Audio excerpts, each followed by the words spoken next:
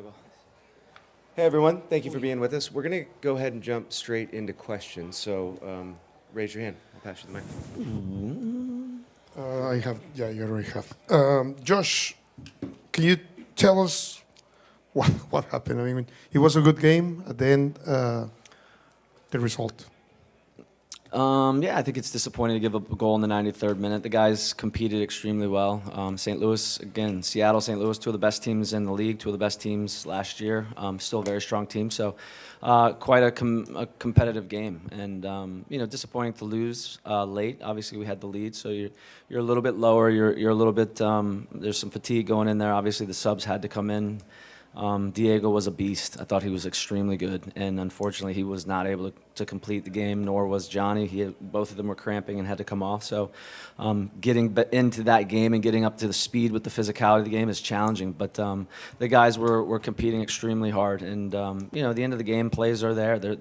Plays need to be made on both sides, and that's unfortunately what happens at the end of the game. We've got plenty of bodies there. It's who can react first, who can get on the end of something to break it up a little bit earlier or cleaner. And we weren't able to do it, and they were. So we obviously are disappointed to lose the 2 points and only come away with a tie.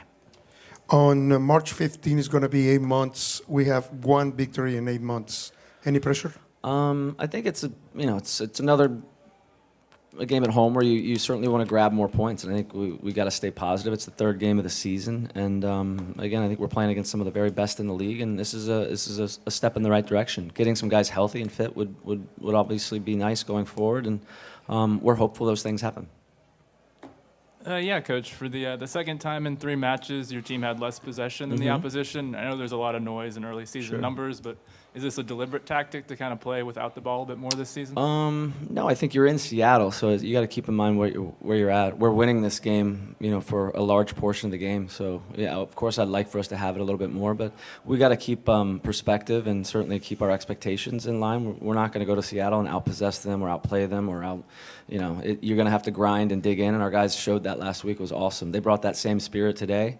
And again, what the end totals are is a little bit reflective of we're winning the game for 30, 40 minutes. So now the game gets a little bit more in our half to some degree. They have the ball a little bit. Again, volume of shots, yeah. Clear-cut chances, not too many. Cumulative effect, sure, there's some stress there, but Brad I think he made more saves in the first half, or at least more clear-cut saves. But yeah, we can be better. Missing Seba, he's our best player, so it'd be nice to get him back on the field at some point. And he adds personality, certainly quality to our group, and that also goes a long way. Leo Väisänen, same. He's a center back with the ball. He's quite good. So we're working with what we have right now, and we look forward to getting Seba back hopefully sooner than later. Thank you. Colby? The last 10 minutes there, just kind of what did you see in on their second goal? And was that did you switch to a back 5 there in the last? Yeah, they brought in a couple guys. They loaded the line. They immediately were putting, even prior to us making the subs, they immediately put more numbers along the line. So we have to go to 5 in order to match it. And they're putting balls in. There's no real soccer other than they're getting bodies in. They get balls wide and they're ripping balls in. So we have to deal with their numbers in the box at that point. So we have to get numbers that will reflect what they're able to do. They had chances before we got guys in, and we knew we were in a little bit of trouble. So we ended with a back 5, yes. And regardless of structure or anything, the players are there. We can make plays, and there's bodies in there. There's opportunity for a couple of individuals, and it's the end of the game. It's a little bit messy. It's what soccer looks like late on when a team's desperate for goals, and our guys hung in there pretty well to the very end, and it's disappointing, obviously. Davy Arnaud was pretty animated on the field afterwards. I don't know, you may have not even talked to him yet, but do you have any idea what he was enthusiastic about? I'll have to talk to him. Okay. I'll have to talk to him.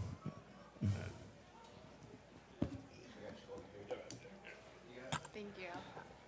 You kind of already touched on this, but could you provide an update on Sebastian Drusi's injury status, and are there any plans to include him in the lineup for the upcoming game?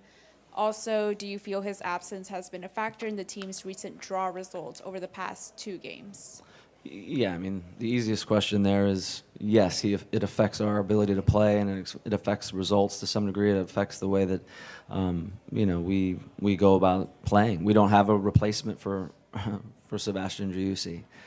He's a DP, Emmy's a DP. We need these guys to perform. Alex also. So when he's not healthy, it's certainly challenging for our group. But again, having said that, the team that was out there tonight, the team that was out there against Seattle, worked extremely well inside what we're trying to do, and the result is there to be had. And when Seba gets fit and fully healthy, he'll certainly add quality to the group. He'll also add the confidence, just his presence, and that was part of today. He was never going to play in that game today, but he asked me, can he be on the bench? Can he be around the guys? This is his team, and he wants to be around the players. And that personality and that leadership is invaluable. He loves his guys, and he wants to be right there next to them. And it means you maybe have one less on a bench where you carry 9, which, most guys, 4 or 5 don't even play. So it was that decision, and I think for our group at this point, it was important. He wanted to be there, and I made that decision with him, and I think it was good for him. As far as his health, he's certainly close to being able to play. We'll just have to see how he progresses this week, and we're hopeful. We're certainly hopeful for the game against Philly. Michelle?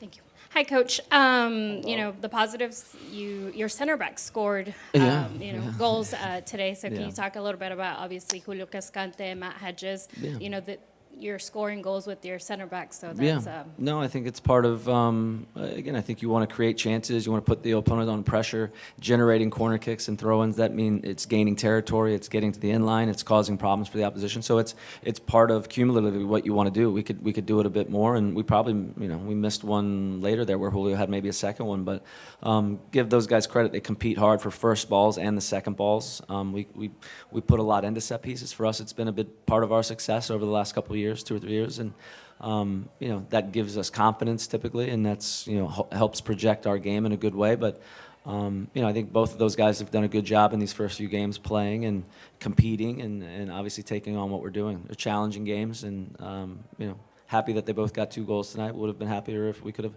kept that last one out, and they could have enjoyed a victory.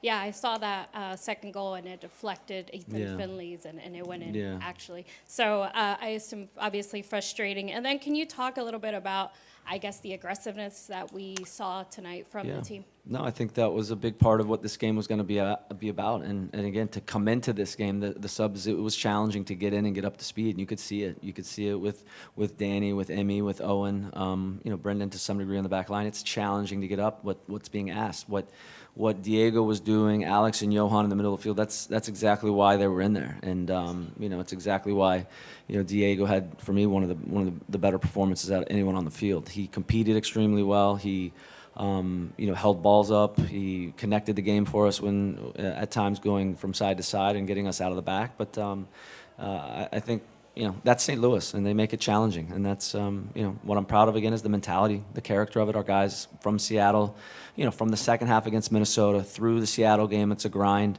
In this game where you're going up against, again, one of the league's better teams. And, it's there for us in the end. We just can't quite capture it. But there's a lot to be pleased for, and we'll obviously continue to get better, make improvements. A very thin roster. I assume it's a little bit as well frustrating because you have to make those subs. Sure. Yeah, no, I mean, you don't want to take out Diego Rubio. You don't want to take out Johnny. Both of them are, they're saying they have to come off. So at that point, you have to make those subs. Johnny puts a lot into being a right back. He's got pace. He makes it challenging. But Diego, there's just the load that he puts in. We got Diego in Coachella. So in a month now, he's put in some decent minutes, good performances, and this will again help his fitness level. But I thought his level of commitment and just again the presence, the personality that we talk about was really quite good for the guys. We got to work on a little bit the defending and his responsibility. I think that got a little away from us in the first half. But these are things that, again, with time and more training sessions, we can get him to a good spot. Any other questions for Coach? Jorge, if you don't mind waiting for that microphone. Thank you, sir. Appreciate you. Yeah, Josh, I'm talking about the defenders. We have 3 goals on the season. The 3 goals are from the defenders. Is that positive? But how about the forwards? We hope the forwards can grab some chances. I think part of the forwards' responsibility is to score goals, without a doubt. It's to help create chances, to get on the end of things. So I think what leads to set pieces are some of the actions of the forwards, some of the actions of the wingers, the attacking mids, so forth. So it's 11 guys defending and 11 guys attacking. If our center backs have 20 goals this year, it'd be great. It'd be great. Colby. I guess we kind of talked about this the other day, but are you kind of in a situation where you just kind of have to get to June with what you got and hope guys stay healthy and just I mean through situations not or the making of other people? Is this kind of what you're in right now? You just have to get to June. Yeah, I don't think we're having. I don't know that any players. I mean, this is a roto question, but when and if any other players are coming to us. So, again, the performance in Minnesota got better with the guys that we had out there. Second half, the guys that started, it was a poor first half. The same guys started the second half and made much improvement. The guys in Seattle competed extremely well. So, the guys that I have, I'm quite proud of. They work hard. They are, certainly. They're all going to be disappointed by a tie at home when we could have won it. But the improvements of inside the group are good. We hope to get a couple guys healthier, but I can't worry about and wait for what may or may not come. We got to just keep pushing forward. And in some regards, it's thin. Roto's doing what he can with the roster, with money, budget.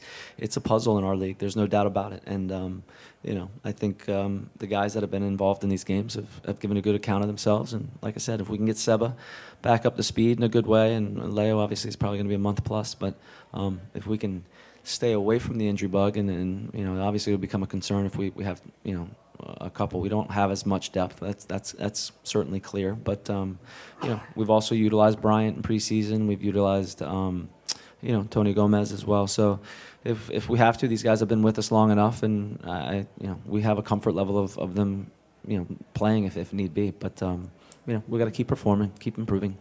And just last one, just Matt Hedges has been, at least I think, has been really good the last two games. Yeah, what have you seen from him? Yeah, I think you're right. I think that's about right. I think it's solid. Him and Julio. Again, Julio was 2 weeks prior to the home opener. He was out, so I think Matt Hedges and Leo got the start, and obviously Leo had a bit of an injury, and Matt's he had a proper preseason with, he mentioned, coming from Toronto, it was a tough preseason. He didn't really get up to speed. He had a couple injuries last year, so a good preseason for him. He's stayed relatively fit and healthy. He's been part of all the training sessions. So those things are positive, and I think that also translates to understanding what we're trying to do with and without the ball. I think with the ball, there's still some room for improvement, but it's just more familiarity and just better execution. But defending, I thought he's done a good job. Him and Julio, Johnny Biro and Z, good to get Biro some minutes. Z's, 10 months from not playing soccer, in 2 months he's looked pretty good. So it's good to see him out there and keep him moving forward. But Matt's been steady, been solid so far. Thank you, everyone. Thank you, Coach. Y'all are welcome to follow me if you do intend to head into the locker room.